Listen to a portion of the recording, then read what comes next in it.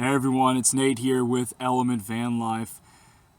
Today, guys, I realized that I have been living in the element for just over 6 months now.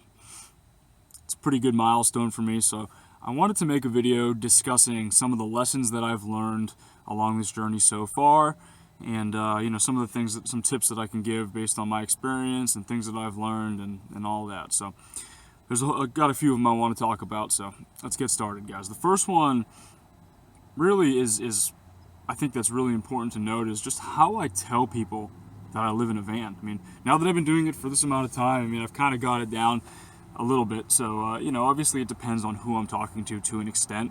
But for the most part, though, I'm very upfront about it. When I first started doing this, guys, I was the opposite. I was kind of afraid. I didn't really know, like, what do I say? Can I tell them that I live in a van? Do I wait? Do I wait to talk to them? This and that.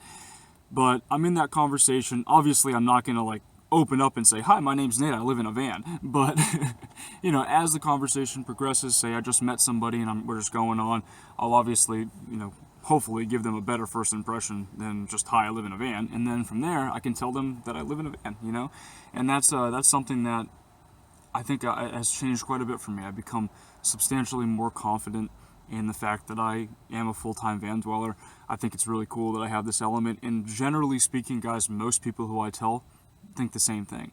I take out my phone, I'll show them pictures, I'll show them even the YouTube channel sometimes, and they'll think it's pretty neat. Most people that I run into are interested in it. If they're not, then they aren't, and I'll just move on, But more times than not, guys, say I see that person again in the future, they're asking questions. So how does this work? How does this work? What do you do? That's so cool, that kind of thing. And for the most part, it works out. Maybe part of that's because I've been in California, I don't know, maybe the rest of the country might not be as open to it, but that is definitely something that I've learned, that it's very important to just be confident in this lifestyle, to really own it, just, to be proud of it, and I am, and it's something that I want to keep doing for a long time, and it's something that I want to continue to still be able to meet people and still be able to, get to know folks without them being weirded out by me or something like that. So I think that an important step in that is to be confident in the process and in everything that I do. Second thing that I learned through this last 6 months, and even beforehand while I was preparing for this whole journey, I mean, guys, I prepared so much for all of this, and I still wasn't completely prepared. You can never be fully prepared for this sort of an endeavor. I mean, for years before I did the van dwelling thing, I had it in the back of my mind, and it continued to grow. I continued to think more and more and more about it and plan out every little thing, and to this day, I still wasn't 100% prepared. I'm still not prepared 100%, it's just how it is. But the second thing, number two, is learning about how solar systems work and learning about how to produce off-grid power. That's something that I really didn't know anything about going into this, and over time I had to deal with a couple of defective solar panels. I had to deal with trying out different charge controllers and all these different things, and I began to learn quite a bit about how that stuff works. I'm obviously still no expert or anything like that, but I definitely have gotten comfortable using a multimeter and telling exactly what the voltage point is that makes my battery fully charged and what is, kind of low and what's not a good place to be at and all that. So that's the second thing. Figuring out things about solar, learning about solar, I mean, that has been incredibly helpful overall. I mean, even learning the whole system, and that kind of goes into number 3 for me, which was probably, in terms of material purchases, the most important material purchase that I've made over the last 6 months, and that's buying a 12-volt fridge. I bought a Dometic CF18 12-volt fridge, and I have a video for it. I'll put a link to it somewhere over here, and you guys can click on that and take a look at it if you haven't seen it already. But I guess it was about 3 months ago or so now, I bought that fridge, and that was one of the best things that I ever did. It made my overall quality of life substantially better, guys. No more having to deal with a cooler, having to go get ice, having to, worry about it melting and all my food and everything getting soggy. Everything I go to take something out, even if it's just to pull out the container of milk to pour a bowl of cereal, I would get water all over the place. It would make a mess. Now it's so much better, guys. Also, ice was expensive. I was spending like $50 to $70 a month on ice, so that alone saved me a lot of money, and in about a month or so, the fridge will have paid for itself without question. So definitely something that was important. I didn't get the fridge to start, partially because I didn't have the money to do it, but also because I didn't think that my solar system was going to be able to power it. And at the time, I was having a lot of trouble with my solar system, with the defective panel and all that, so I guess it makes a little bit of sense. But you know, right now, guys, I have a 100-watt solar panel on the roof. It's partially shaded, and it still produces enough power to charge up my 35 amp hour battery on most days, and that is enough to run run the refrigerator overnight without any problems, guys. So that's a pretty cheap and small system overall. It's very, very simple, and it does a good job with the fridge, and it's absolutely improved my life greatly. So, number 3. Get a 12-volt fridge if you can. Even if you've got to swing a little bit extra money or something like that, I tell you guys, it's 100% worth it. One of the best things I've ever bought. So number 4, guys, is learning about where to park. When I first started doing this, when I was planning for it, I didn't really know exactly where I was going to park every night. You watch the videos, you read stuff on the forums like cheaprvliving.com and all that. And, they'll say, okay, you can park in Walmarts, you can park in, random spots, all this and that. But you don't really have a feel for what it's like to do that until you start doing it, And within a couple of weeks, guys, I was very comfortable parking just about anywhere. But, it was pretty quick how quickly I caught on and kind of just became comfortable with the situation. But that's going to vary for all different types of people. For me, I'm a relatively deep sleeper. I can sleep through just about anything, especially with the job that I've been working as a surf instructor. It beats the crap out of me, so I sleep like a rock all night long. But even on other nights.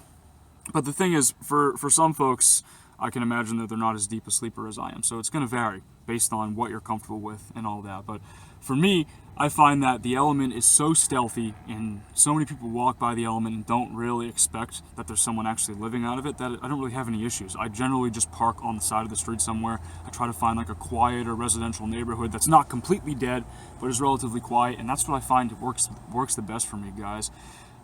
As I'm in certain areas, I learn the better areas the longer that I'm in a certain location, and I've been in San Diego for a few months now, so I've learned the best areas here to kind of just fit right in on the side of the road, and that works the best for me. A lot of folks will suggest, Walmart parking lots and all that. Obviously, if you have a bigger van or if you have an RV, it makes sense to take advantage of that. But I've had more issues with Walmart parking lots than I have on the streets, And that sort of feeds into number 5, which is how to deal with the knock, the dreaded knock. It took over 4 months, guys, for me to even get my first knock. So I was pretty lucky, I think, overall. And the first time I got one was on a morning at like 8 a.m. I woke up in a Walmart parking lot, and someone was just going around knocking on windows. My first reaction, if they don't knock and say, so-and-so police department, open up, my first reaction is to just sit there silently and not move. And that's what I did on the first time that I got a knock. And I kind of just sat there. I didn't move. He knocked again, but it was like kind of a playful knock. So I don't even know if it was like kind of like a kind of thing like that. So I don't even really know if he was just a random guy who noticed that there was someone sleeping in his car and wanted me to wake up, or if he worked for the Walmart or what. But he definitely wasn't a police officer, and he definitely probably wasn't a security guard either. So he just walked away. But my first reaction was, don't say anything, don't move, and maybe they'll walk away. And he did. Within a couple of minutes, he was gone. Second time I got a knock, though, guys, this is the only other time, was about a month ago in another Walmart parking lot. This time it was a security guard. It was at like 2 in the morning, and there's no overnight parking allowed in the Walmart. There were no signs, so I didn't really know. But he knocked very, very viciously, and I didn't move at first. And then he kept knocking, and eventually I said, all right, well, I have to get up. I can't just sit here until he calls the cops or something like that. So I got out, and he just said, could you please move? And I said, yeah, no problem. And I just went on my merry way and ended up parking on the side of the street somewhere and slept the rest of the night. So that's basically my story on that and my experiences so far dealing with the knock. And, I know there's going to be more. I know eventually it's going to be, San Diego police open up kind of thing, and I'll obviously comply and show respect for the officer. And my plan is hopefully that the officer will also show his respect for me or her respect for me, and I'll just be able to get on and just go somewhere else and go to sleep the rest of the night. So that's the way that I've kind of handled that so far. Obviously, going back to parking to an extent, the element is very stealthy, but it's not invisible. So I have to be mindful of the fact that that there are numerous places that I should avoid, parking lots right in the middle of a parking lot being the only car in the parking lot, obviously not a good idea. Walmart parking lots that have security driving around, I've noticed, is something to avoid.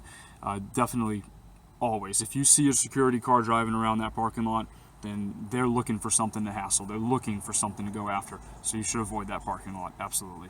If it's like a quieter Walmart that doesn't have its own security guard, like most Walmarts in the country, then you're fine. But I think here in California, it's a sticky subject, folks staying in cars at Walmarts, and a lot of Walmarts outlaw because of it. But that's kind of what I've learned on that, guys. Number 6 is just learning patience.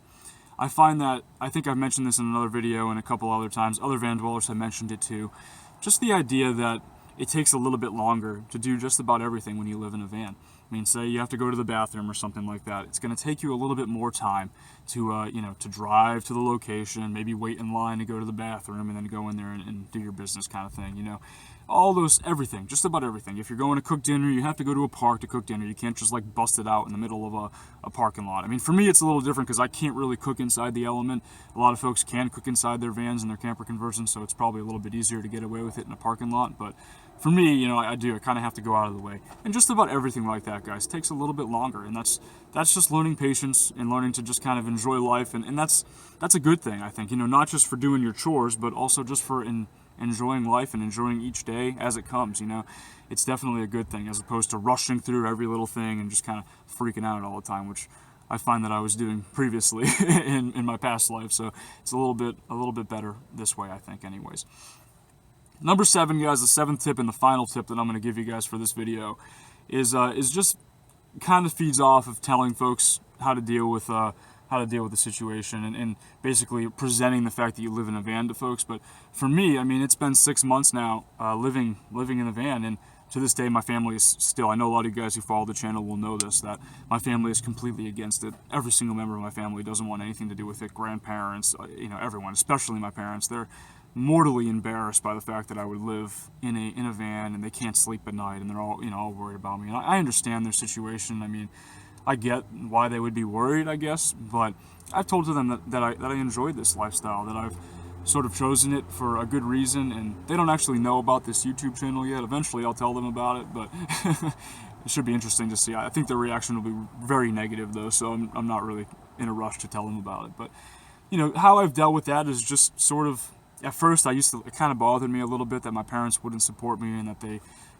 my dad wouldn't even talk to me. I really haven't talked to him in the last 6 months at all, except for a couple of text messages here and there, but for the most part, really haven't had a conversation with him, and I think that it's just how things are going to go, unfortunately. I don't really want to cut them out of my life or anything like that. I love them very much, but, the fact of the matter is that the way that I have to deal with it is just by sort of taking what they say, with a grain of salt, and just kind of getting on with my way. I'm going to live my life the way that I want to live it for now, and maybe it won't be forever, but I kind of just need to accept it and be confident with my choice and present it to them with confidence whenever I talk to them. And hopefully, my goal is that hopefully they'll eventually accept me for the lifestyle that I've chosen here, and maybe even see some of the benefits of it and be as proud of it as I am, But for now, that's been my philosophy so far. I try not to let it bother me, and I've gotten better at not letting it bother me. I realize that they're probably not going to open their minds. They're not really the most open-minded of individuals, so I can imagine they won't. And I can imagine that a lot of other young van dwellers out there face a very similar problem. A lot of the time they're going to have issues. I mean, I can imagine most parents are not open to this idea. Most people are not open to this idea. So, as a result of that, I think most parents won't be, just because it seems like a different lifestyle. It's sort of very outside the box.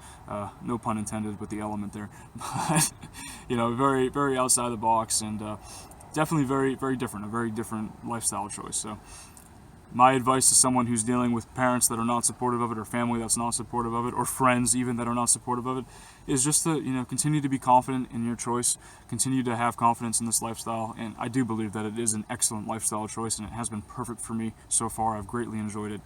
The ultimate question here with this video, guys, has it been worth it? Has the last 6 months of living in a van been worth it? Yes. It has not been easy. It's not all fun and games. I made a video about the challenges. If you check that out, that shows that there are some tough times as well. I got a serious infection on my face, a staph infection. I had to deal with that living in a van, which was not easy. Getting sick in the van is not easy. All those sort of things. Nothing is perfect, but overall, the fact that I've been able to live in San Diego, one of the most expensive cities in the country, while working as a surf instructor and having a great job, meeting some excellent, really cool people, and the fact that I'm going to get to travel this fall, all of these things make it 100% worth it. Every little sacrifice, guys, is worth it. And even if I did settle down into a certain city and got a high-paying, high-salary job, I think I would still live in the van. I would still live in the element as long as I could, save as much money as I can, and just continue to enjoy the fact that I'm living this minimalist, simple life without having to worry about some of the stresses that I had to worry about in the past. The materialism, the possessions, working 60, 70 hours a week, 50 to 70 hours a week, whatever it was. I mean, it was a lot, too much in my opinion, and I feel like van life really helps to alleviate a lot of those stresses. It makes the things that I own right here and a lot easier to manage, and overall makes my life a lot easier to manage, and that is what I like the most about it, guys. So it was definitely worth it. I plan to do it as long as I can, guys, at this point, barring some major injury or something like that, knock on wood, and that's the plan. I think that about sums it up, though, guys. Thanks for watching. As always, if you have any questions, feel free to post them below, or head over to my most recent Tuesday Q&A video, and I will answer them in person in my next Tuesday Q&A video. Thanks for watching again, guys. Please like and subscribe if you haven't already, and I will talk to you all in the next video.